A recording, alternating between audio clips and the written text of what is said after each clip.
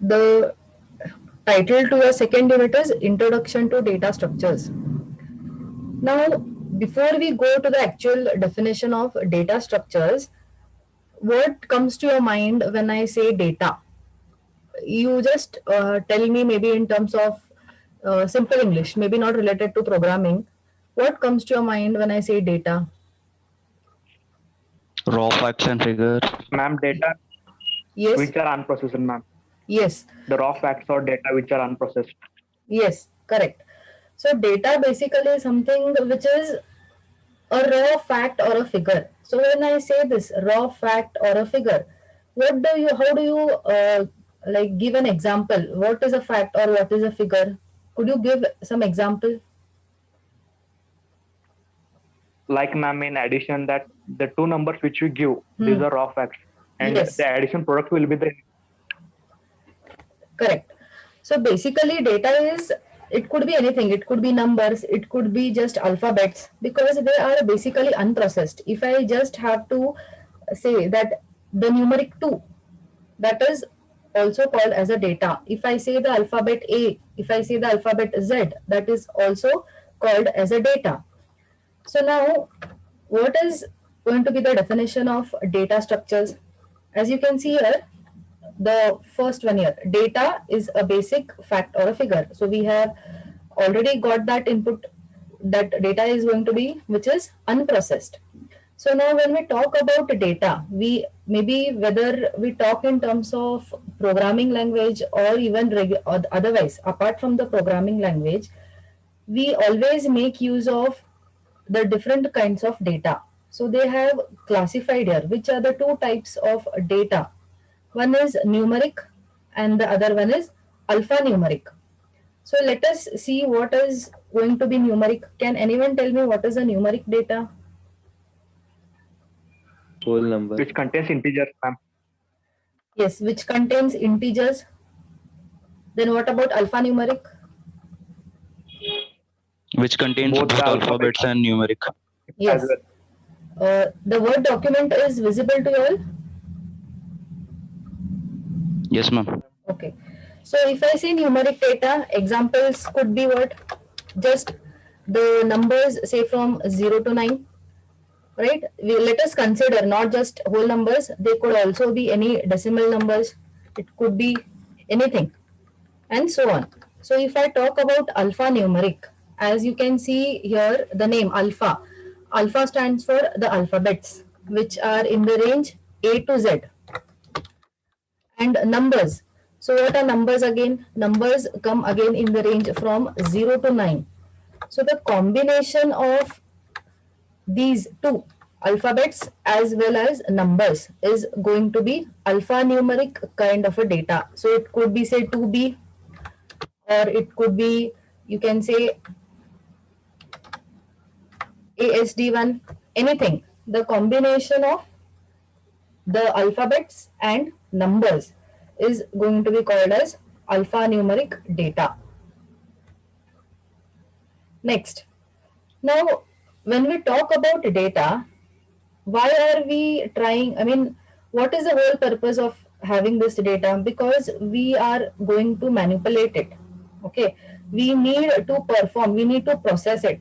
See, because what definition we have said, data is nothing but raw fact or a figure. So when we say raw, it means it is unprocessed. So the numbers from 0 to 9 or the alphabets from A to Z, we will want to process them. We will want to perform certain operations on them.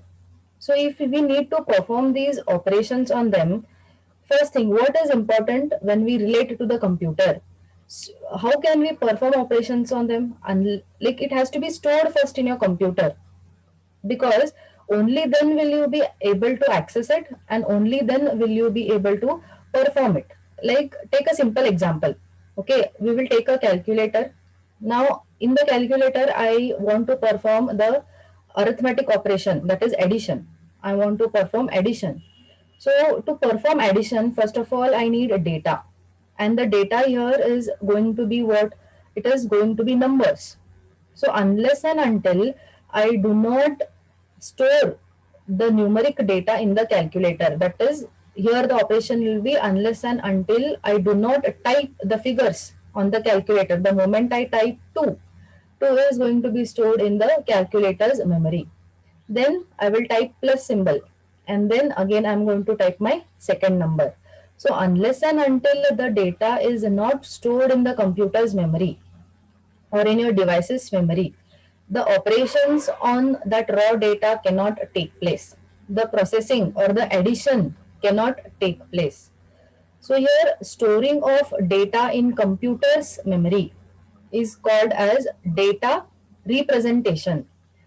Now, why this data representation is important? Why storing? See, we are trying to store the data for what reason? Because we need to process it, right? Are you able to understand this?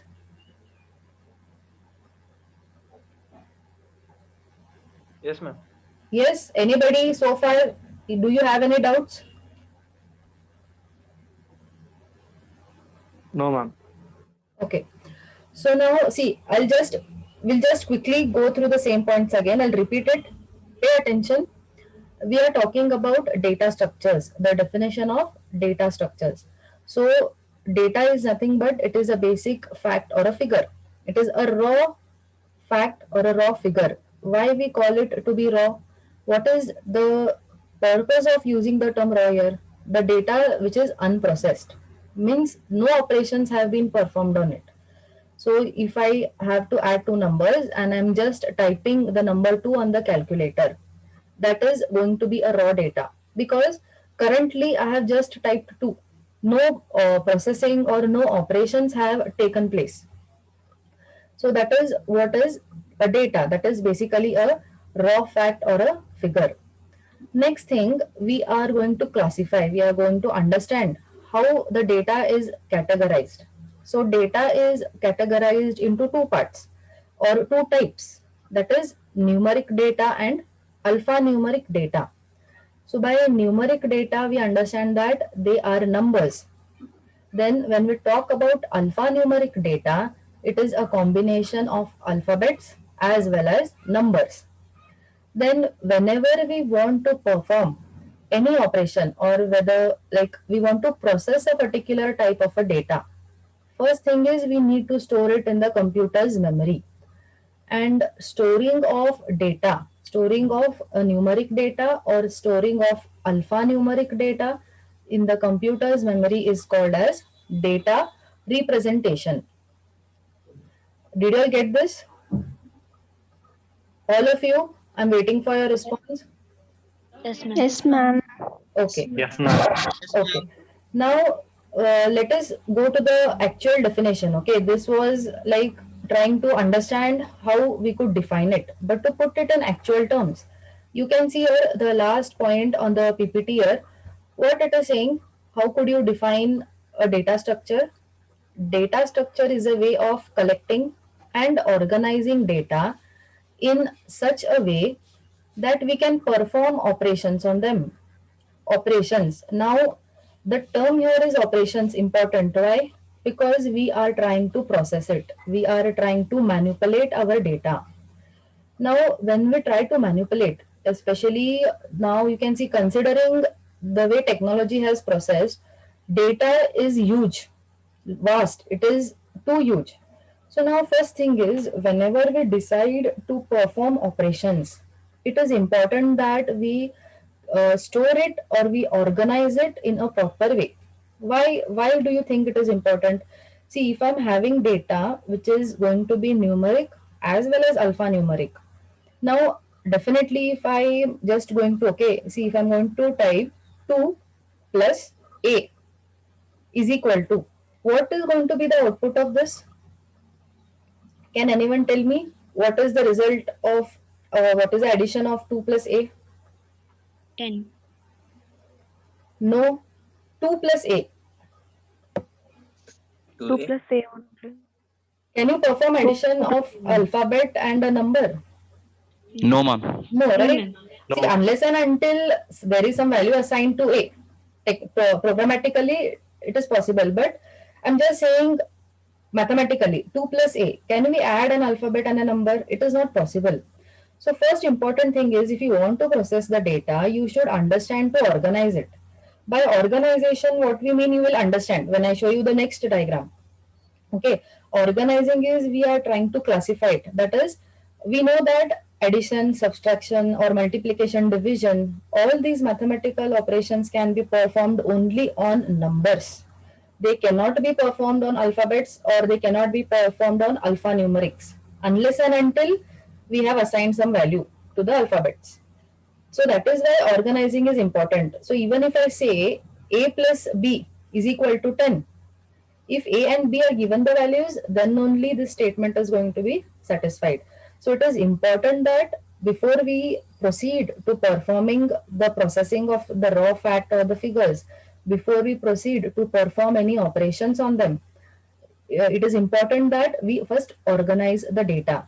So if you want to organize your data properly, it is important that you first store it in the computer's memory.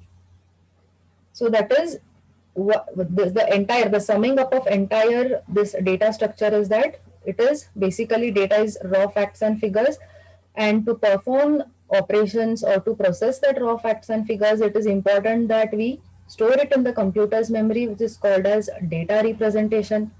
And then coming to the actual technical definition, so data structure is nothing but a way of organizing, collecting the data so that it becomes easy for us to perform any operations we want on them.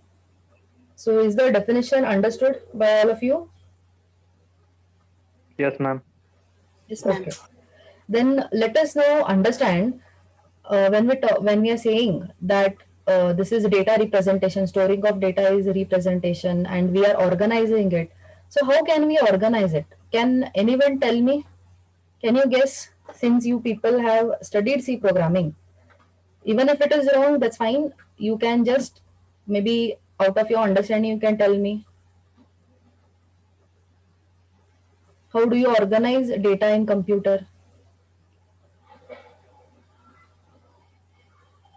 Okay, so we will have a look at this next slide. Okay, have a look here. Classification of data structures. The heading goes as classification of data structures. So this diagram basically has two main parts.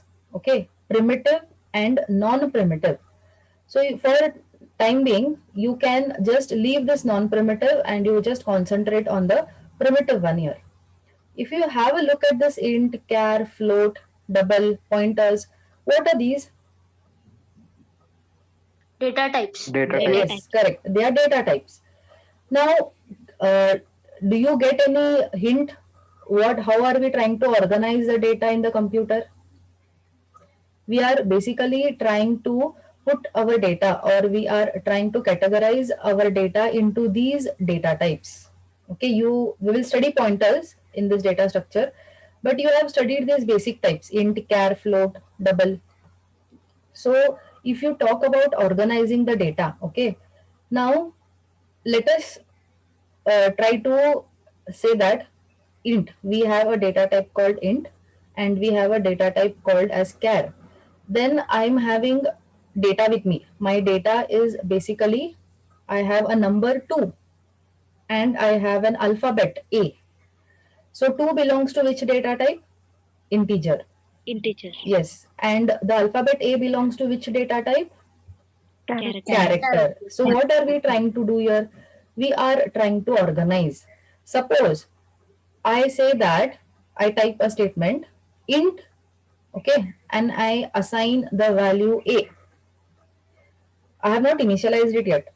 So if I'm just going to, again, if I'm trying to perform operations, I'm trying to process this. Unless and until I have organized it in a proper way in my computer, the processing or the operations on these data types is not possible.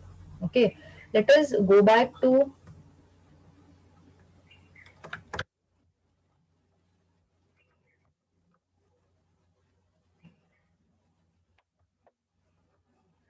So have a look here, a quick revision for you all for the primitive data types. Okay, first thing is, why is it called as a primitive data type? What do we mean by primitive? So primitive means something which is built in, which is already existing.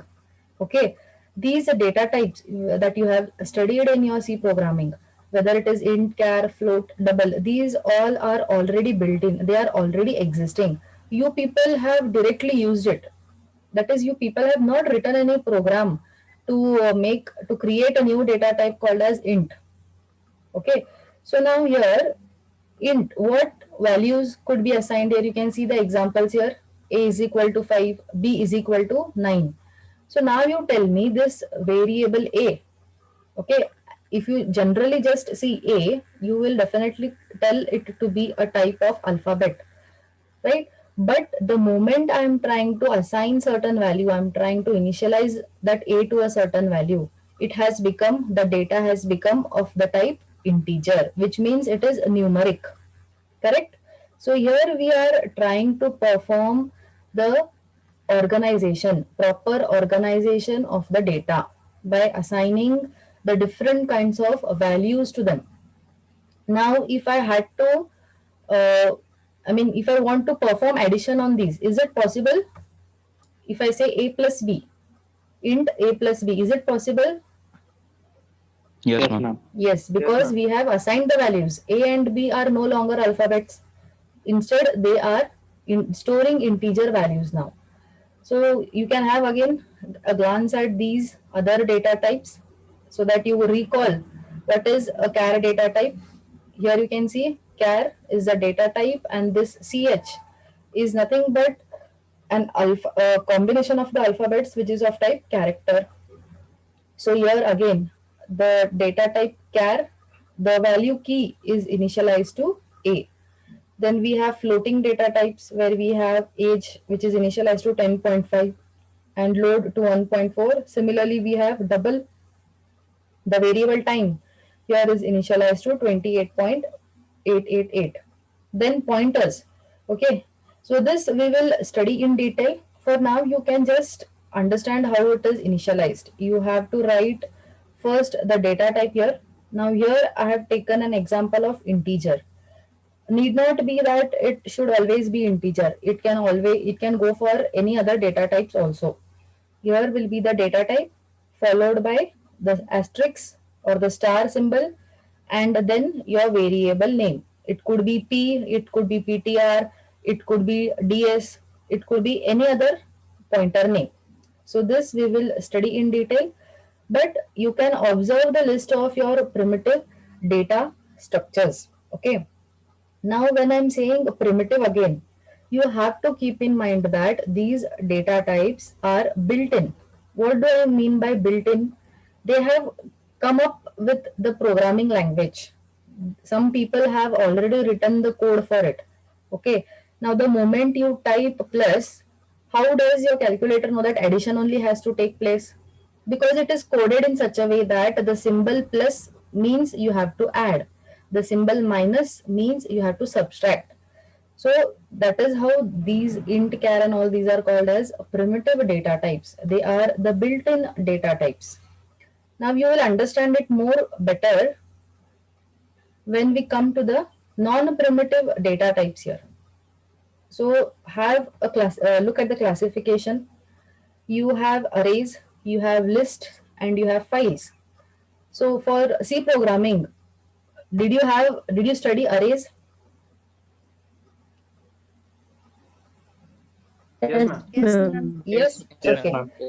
So can anyone define what is an array? A collection of homogeneous elements. Correct.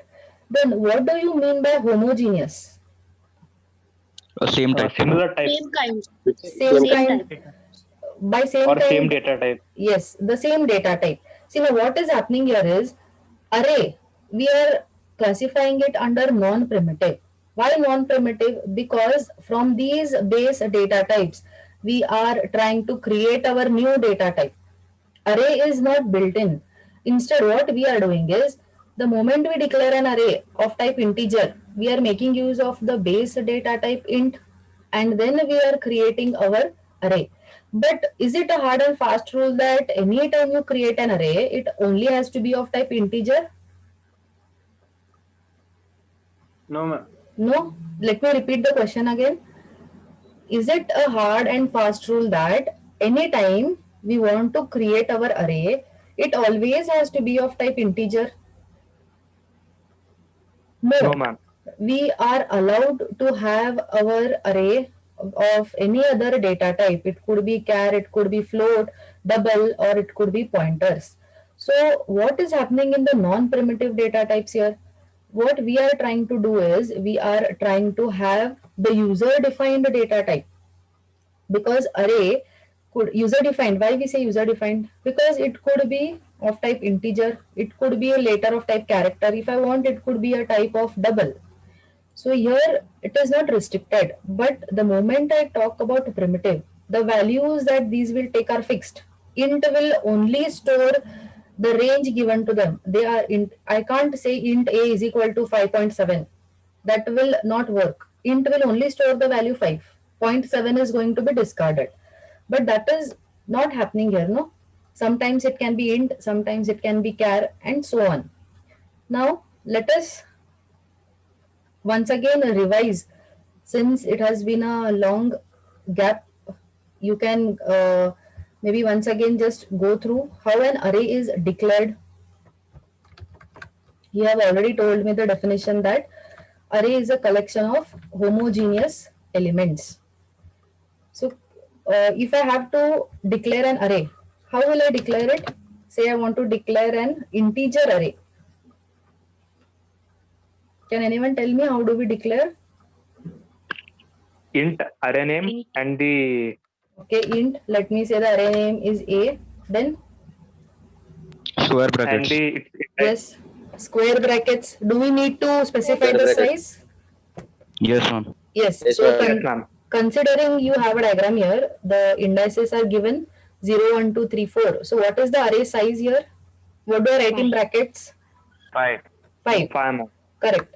Fine. Fine. Now if I need to initialize this, correct? I can either have a different statement or I will continue here and then I will initialize. Fine? In flower brackets, right? So this is, we are talking about arrays.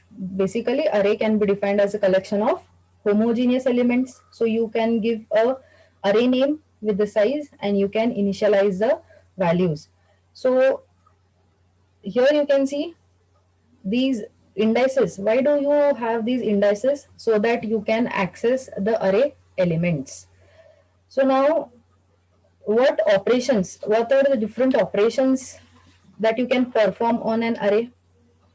Firstly, basically, you can create an array. Okay. How do you create an array? With this int a, given the array name, and then you give the size. Next, the operation that you can perform on the array is to store the elements. How do you add new data elements to this array? Which brackets do I need to give? Flower brackets, ma'am. Flower brackets, correct. So let me add elements here. How many elements am I allowed to add? 5. 5 elements. 5 5. elements. So now you can see here, if I end this flower bracket, our array A with the size 5 is having these 5 elements. So basically I have stored these values. I have stored these values in my array A. Then retrieving. What do you understand by the word retrieving the elements of the array? Suppose I want to access, okay, I want to access the index value 3. So what? How do you give the output statement for this? You have printf. You can just tell me. I don't want the entire syntax. But if I need to access the element which is present at index 3, what is going to be the value of that? What is going to be the value of index value 3? 4. 4. 4. Correct. So we are able to access or we are able to retrieve. So that is again one of the operations that you can perform on arrays. We are able to create an array, we are able to store values in the array, and we are able to retrieve any values that we want with the help of the index numbers of the array. So have you understood what The first one, the first type of the non-primitive data structures, arrays. Okay. Yes, ma'am. So any doubts in so far up till now? It could be anything. You want any repetition? I will repeat once again. Just go through both the slides. You can recall it, recall the definitions.